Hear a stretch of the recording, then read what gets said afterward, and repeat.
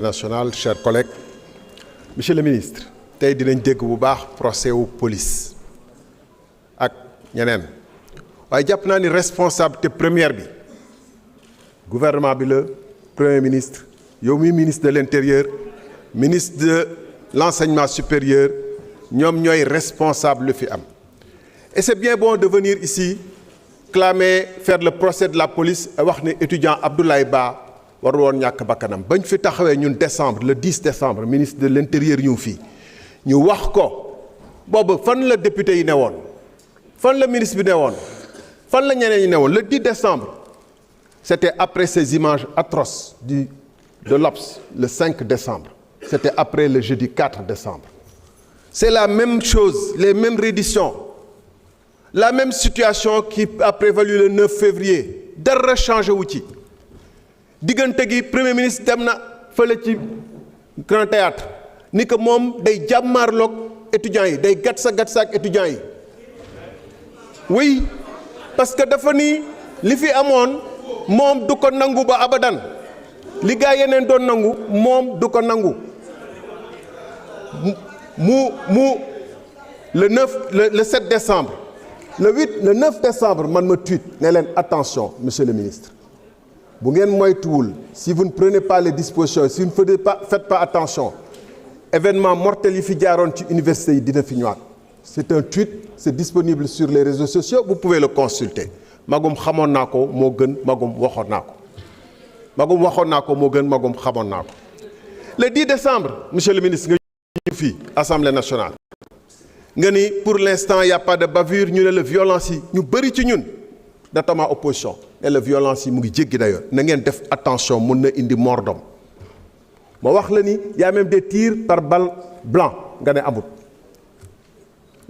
fan lañu mujj y a un étudiant Cheikh Ndoye qui a été éborgné qui aurait été éborgné soit par lacrymogène soit par une balle à blanc l'étudiant Abdoulaye Ba est décédé dit-on après une chute.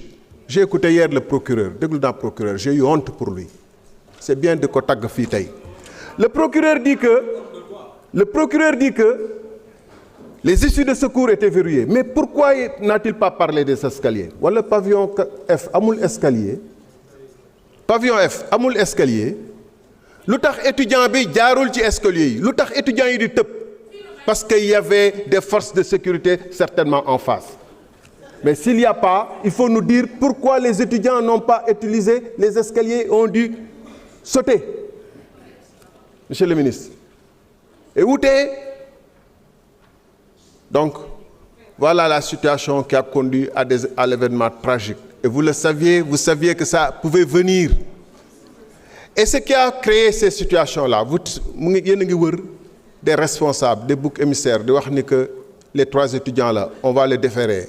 C'est l'opposition qui a donné de l'argent, c'est les commissaires que vous êtes en train de radier ou d'autres responsables, parce que le chef n'est jamais responsable. Un chef, comme on dit en Afrique, ça chef. Quand des situations comme ça se prévalent, le chef prend sa responsabilité et démissionne, parce que c'est lui le responsable premier. Le chef, il chef.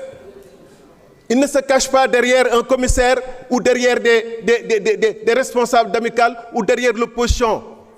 Le Premier ministre a dit devant tous les Sénégalais que demain def réforme bi et le ministre de l'enseignement supérieur est venu nous dire après la mort d'Abdoulaye Ba cette réforme ça passe ou ça casse au lendemain où Abdoulaye Ba a été littéralement broyé, cassé.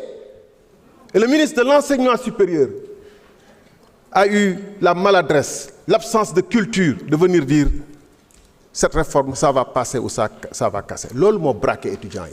Ils se sont sentis trahis. C'est pas le projet qu'on leur a vendu. Vous leur avez vendu qu'ils auraient des bourses.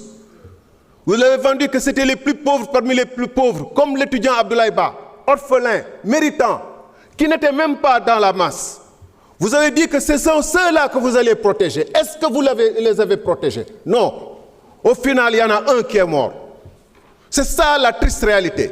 Et il n'est pas mort par le hasard, il est mort par une politique. Voilà la vérité. Parce qu'ils se sont sentis trahis par le projet qu'ils ont défendu, qu'ils ont vendu, auquel ils ont cru. et qui est venu leur dire que vous n'aurez plus droit à la bourse. Voilà la responsabilité. Un chef, sa chef. Merci.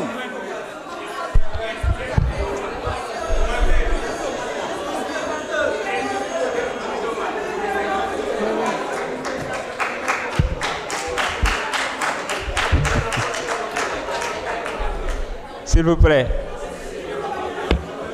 S'il vous plaît. S'il vous plaît, chers collègues.